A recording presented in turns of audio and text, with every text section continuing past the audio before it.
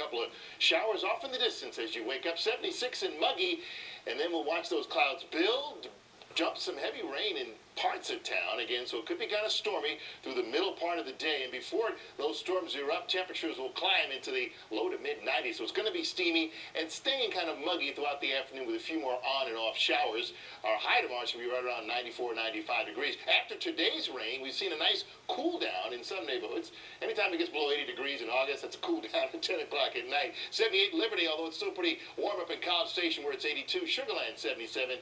Down on the island, it's warm and muggy, 82. What we can't get rid of is the humidity. So even though the temperature might be lower, a live look over the medical center shows the humidity is 93%, with a temperature of 78 and that dew point close to the temperature. So it's almost that air you can wear feel with those calm winds. So while we wait for tomorrow's round of rain, let's check in on Ernesto. The Hurricane Hunter plane has been out tonight, taking a look at what's going on inside the storm. I've been on this plane. It dumps a cylinder of instruments inside the storm to measure what's going on. Don't see any extraordinarily high numbers as far as the wind speed.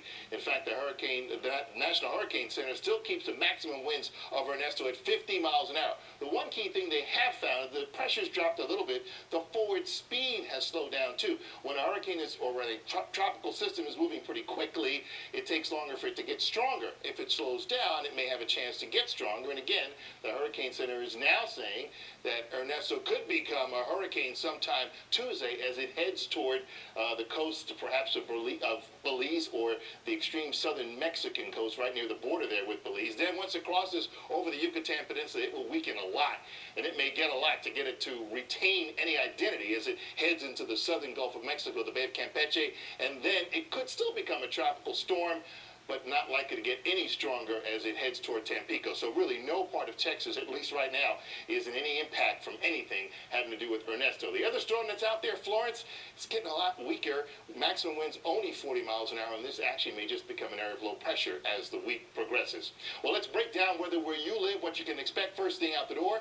In the morning, temperatures will mainly be in the low to mid 70s north of town, that muggy feel to the air. But again, keep the umbrella handy. Showers along the coast will probably get north of town after lunchtime. Before then, temperatures should climb into the mid-90s, so it's going to be humid before those storms pop, but keep that umbrella handy. From Houston down toward the coast, we could wake up to a couple of coastal showers, the beginning of the rain that starts to move toward town. 77 here in the city, 82 on the island to start the day, so not much different than the temperatures are right now. And those storms that do move in could bring some brief heavy downpours, so be prepared for that. Rating tomorrow's weather from 1 to 10, I'm going to give it a 7 on the Norman number scale. You can follow it on Twitter or my Facebook fan page. And the 7-day forecast shows the coverage of rain tomorrow 40%, 30% on Tuesday, and then dropping as we head toward the rest of the week. The chances of rain and the coverage go down as the temperatures go up into the upper, or at least mid to upper 90s. So the heat and humidity will be back this week, and we do have some rain, something we